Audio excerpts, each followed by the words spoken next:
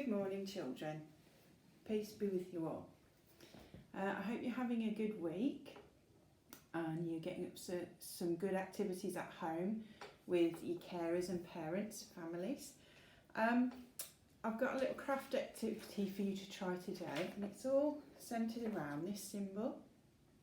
Now, some of you might know that symbol straight away as a symbol to show that somebody is a follower of Christ. And I just wanted to quickly tell you where this symbol came from. We've learnt a lot in the past few weeks from Easter time, and last week when it was St George's Day, we learnt that the Romans weren't very keen on Christians. They didn't like them. And the reason that the Romans didn't like Christians is because they believed something different to what the Romans believed. And that happens a lot in history. When people believe different things, that causes arguments, that causes division. And in Jesus' case, it ended up with him dying on the cross. Same for St George. He died because he stood up to say, I am a Christian.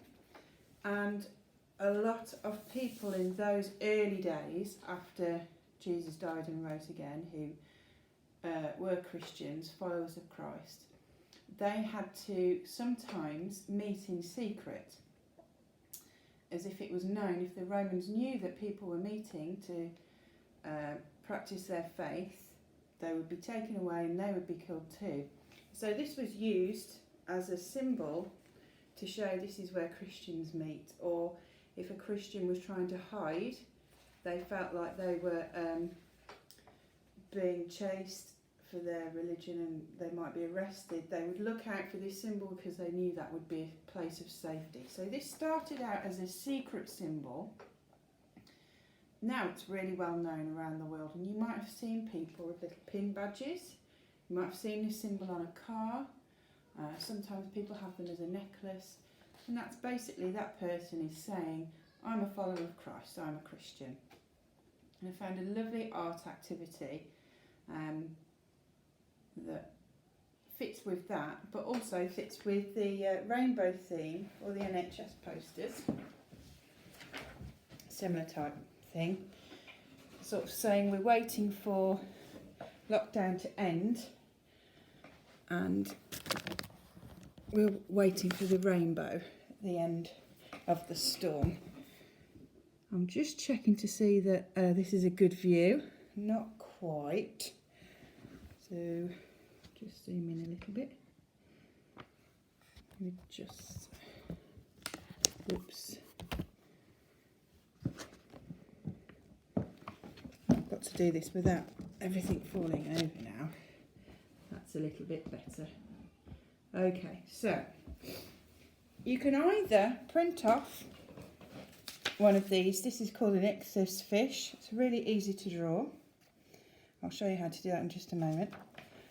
Or if you wanted to, you can print off a regular looking fish. To do this, I'm going to show you how to draw it freehand. So here's my paper. You just need a black marker. And if you look at the shape of the ichthus fish, you just need to draw two lines. A bit like an eye, but with a tail. So I'm going to start in the halfway down my page, top side, and then start at the same position again, do the bottom side. There we are, that looks super. I'm just going to make it stand out a little bit more.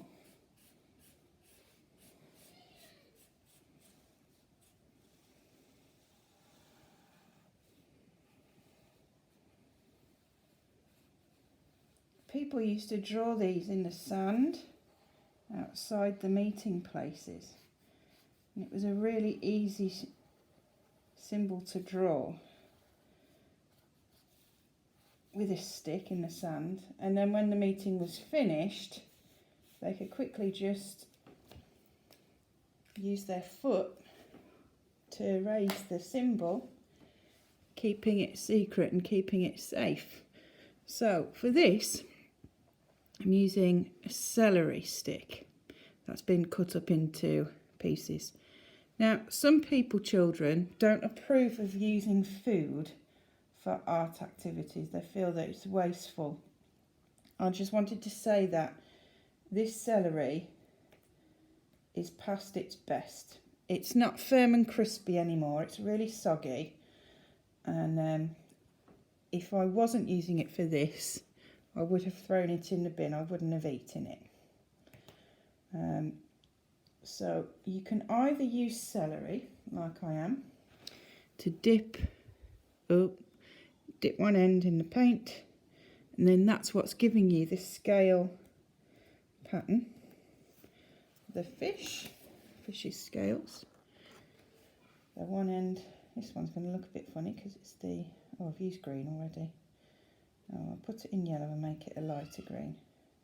I've just cut up an Amazon box. We had a delivery of some things that we were short of, and I've used that box, cut it up, and I'm using that as my palette. Now I don't have to do any washing up, and if it dries out, I can use it again, can't I?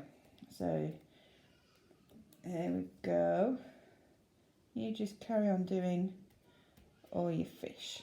My paint is a little bit runny, so you can't quite see the, if I push a bit harder, you can see the shape of the, that's a good one, of the wobbly edge of the celery. Now, some of you might be thinking, Mrs. Rennie, we don't approve of using food.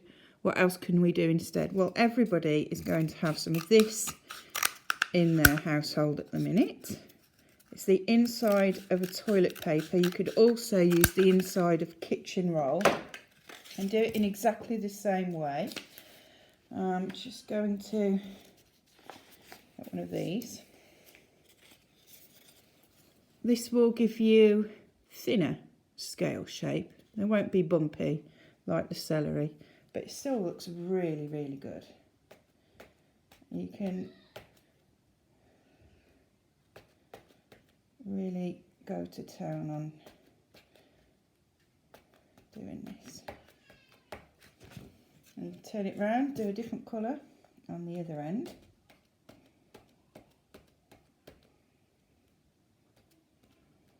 So you do not have to use celery. You could use the inside of a toilet roll or a kitchen roll, and you still get that lovely scale effect. I really like this. I could sit and do this all day, children. If I didn't have children to look after, that would be what I would do, quite honestly. I am going to do this activity with them later, so when we've done it, I'll show you my results at some point. Just wanted to, there's my finished one with the toilet roll inside. Before we go though, I wanted to show you how to draw this freehand. Now you could, if you wanted to, print this off, put a blank piece of paper on top and just trace it, but I'll show you how to do it. Now first we start with a similar shape to how we did the Ichthus fish. We're going to draw an eye shape, an oval in the middle of your page like this.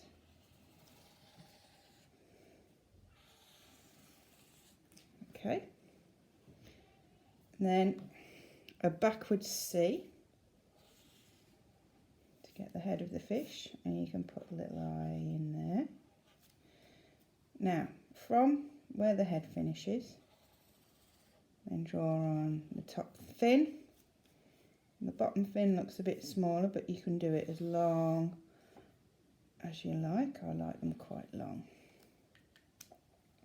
And then we just need to do the tail. So I like to go that way and then back, that way and then back. I think that looks rather good. If these look a bit too big for that, don't they? So just cut it again into quarters. and then you get a smaller size. If it doesn't look too bendy, just use your fingers to bend it a little bit more, and then that's a better size fin for this fish.